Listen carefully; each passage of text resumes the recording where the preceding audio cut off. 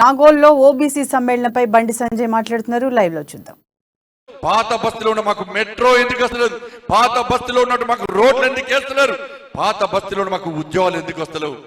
పాత బస్తీ ఎందుకు కొత్త బస్తీ కాలేకపోతుంది అని చెప్పి అలా పాత బస్తీలోని యువత ఎందుకు ప్రశ్నిస్తలేదు ఒక్కసారి ఆలోచించాల్సిన అవసరం ఉంది.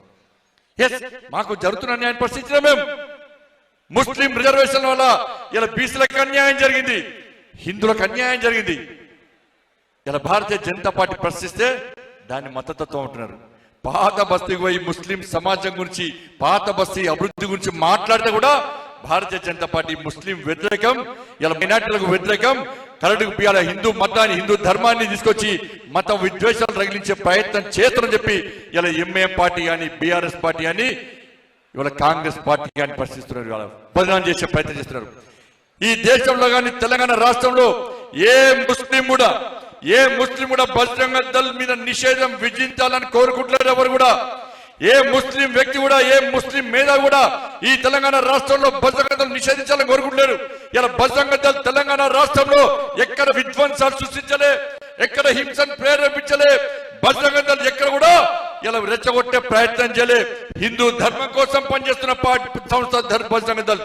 హిందూ ధర్మానికి ఇబ్బంది వస్తే హిందూ సమాజంలో చైతన్యం కలిగిస్తున్న సంస్థ బజరంగ దళ్.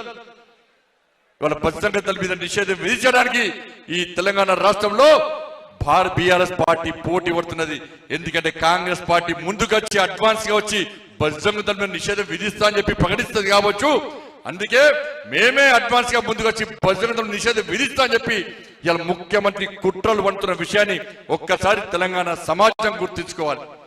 ఇటువంటి పరిస్థితుల్లో ఈ తెలంగాణ రాష్ట్రంలో అన్ని వర్గాల ప్రజలను సమాన దృక్పథం చూడాలని చెప్పి ఆలోచించే పార్టీ భారతీయ జనతా పార్టీ.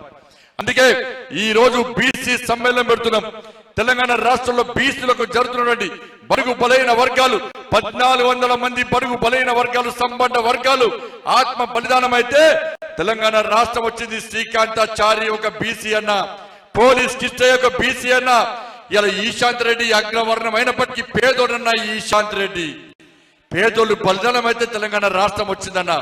ఇవాళ కేవలం కేసీఆర్ కుటుంబం రాజ్యం వెళ్తున్న విషయాన్ని గుర్తుంచుకోండి. అరే బీసీ సబ్లానికి ఎన్ని పైసలు ఇచ్చిందన్న? 2500